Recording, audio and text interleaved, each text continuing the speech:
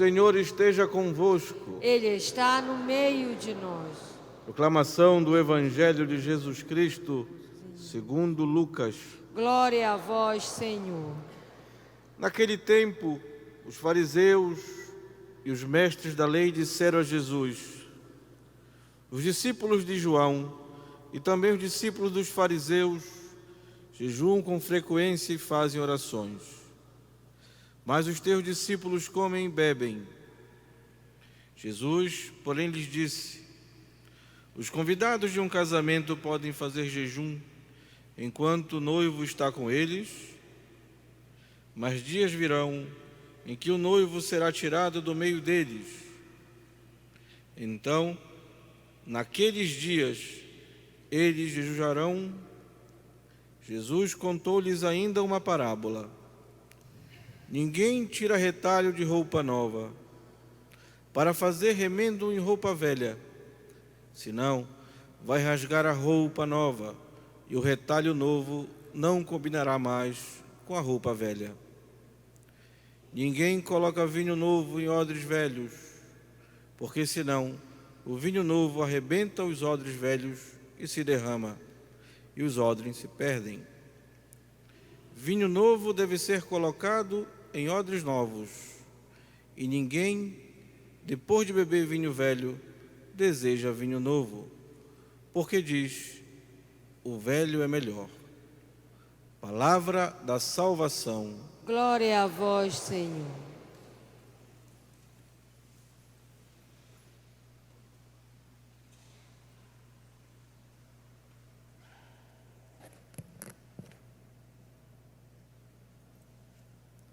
Na nossa contagem regressiva para o Sírio, hoje faltam quantos?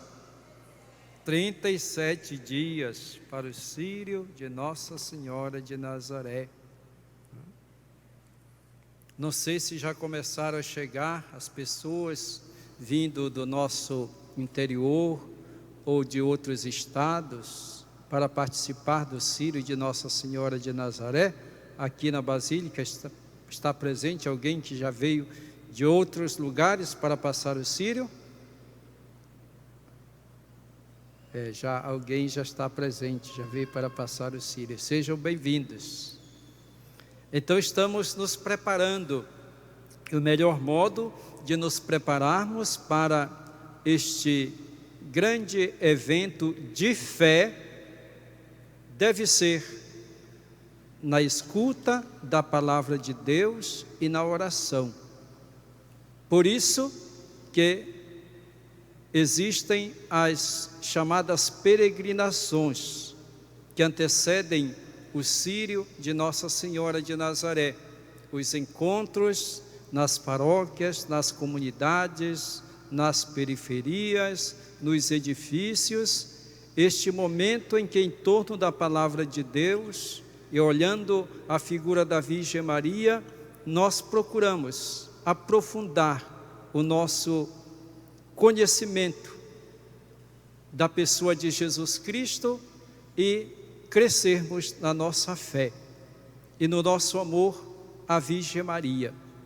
Quanto mais nós conhecemos Jesus, mais nós o amamos. Quanto mais nós conhecemos a Virgem Maria, mais nós a amamos e entendemos porque ela é nossa mãe e a sua importância na igreja. Ela é a mãe da igreja, mãe de todos os discípulos de Jesus Cristo.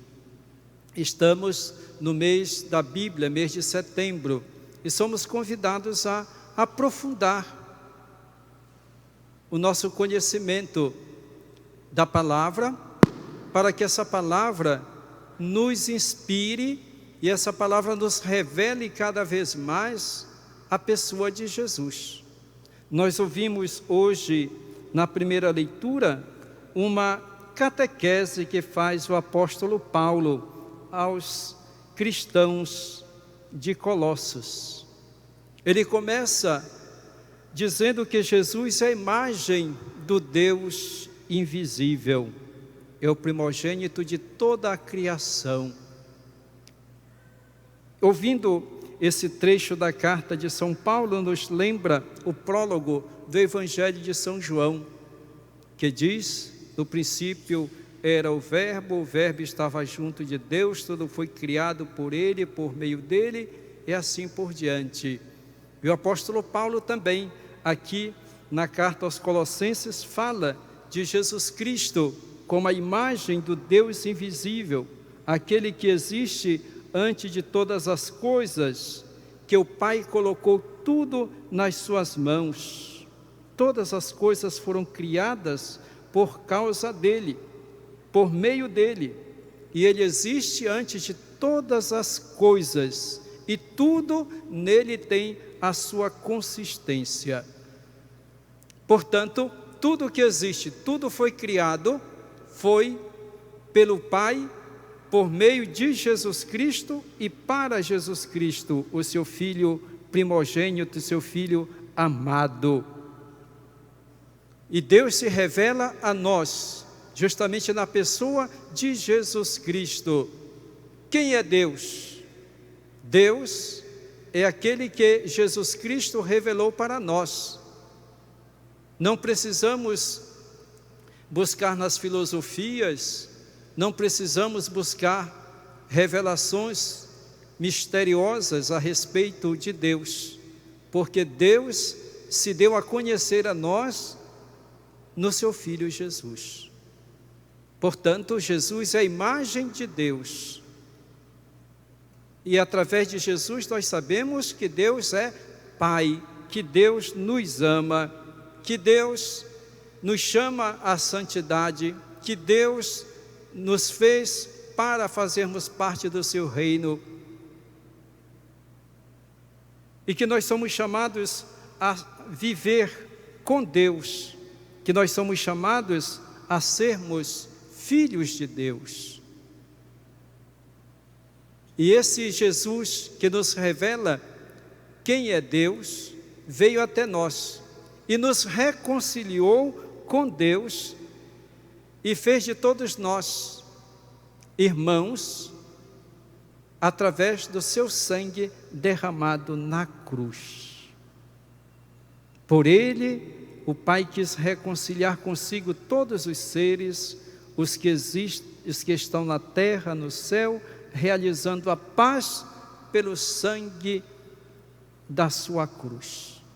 Então esse Jesus Cristo, que existe desde a eternidade, veio até nós e nos reconciliou com o Pai através do seu sacrifício na cruz. Portanto, nós podemos contemplar o mistério de um Deus que é amor, o mistério de um Deus que nos quer seus filhos através de Jesus. Jesus ofereceu a sua vida na cruz para que nós nos tornássemos de verdade filhos de Deus, chamados a viver para o seu reino. Jesus na cruz revela toda a misericórdia do Pai. Lembramos hoje o Sagrado Coração de Jesus. Do seu coração aberto jorraram sangue e água, representando assim os mistérios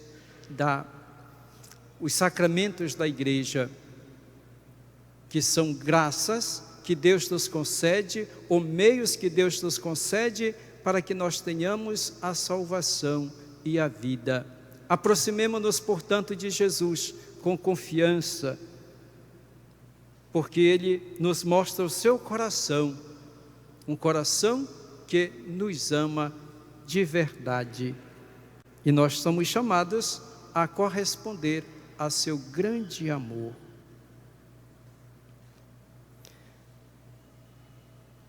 Os fariseus e os mestres da lei não aceitavam Jesus. Qualquer coisa que Jesus fazia era motivo para crítica. E uma das coisas que eles criticam Jesus, ou encontram motivo para contestá-lo é que seus discípulos não jejuam.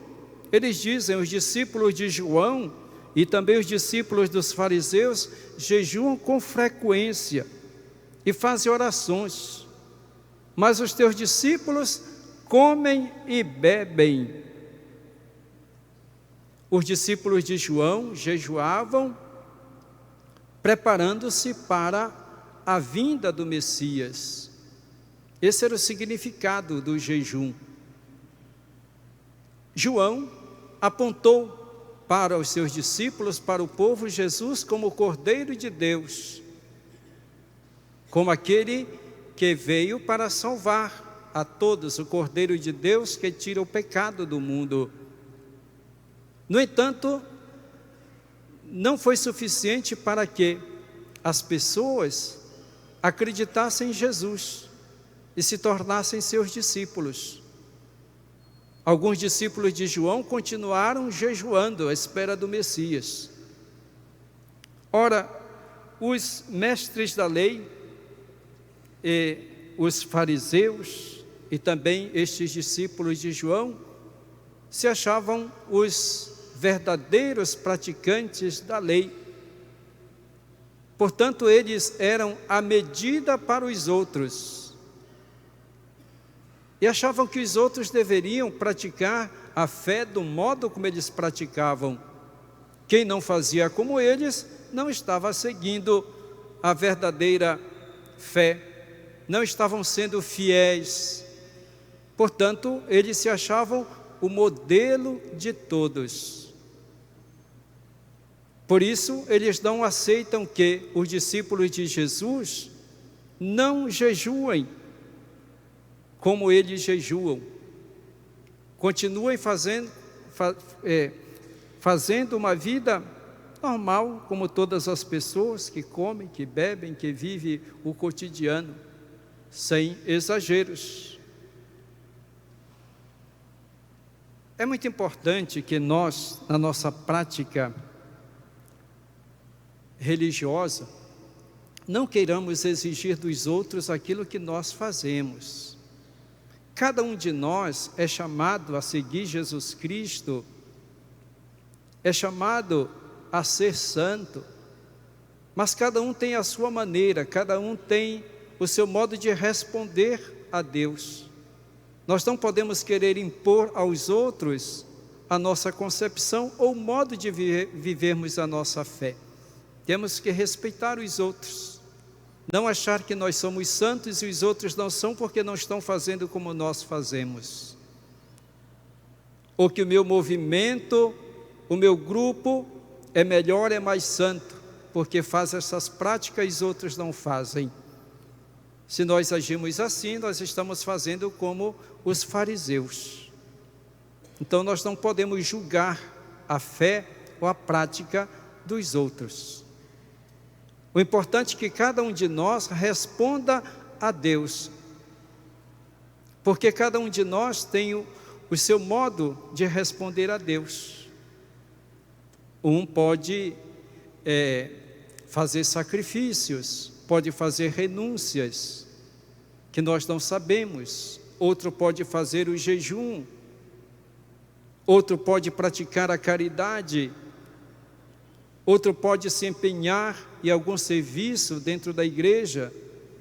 Cada um de nós tem um modo de responder a Deus. É isso que é mais importante. É que cada um dê a sua resposta a Deus. E não julguemos os nossos irmãos, como achavam os doutores da lei e os fariseus, que todos deveriam seguir o modo como eles faziam.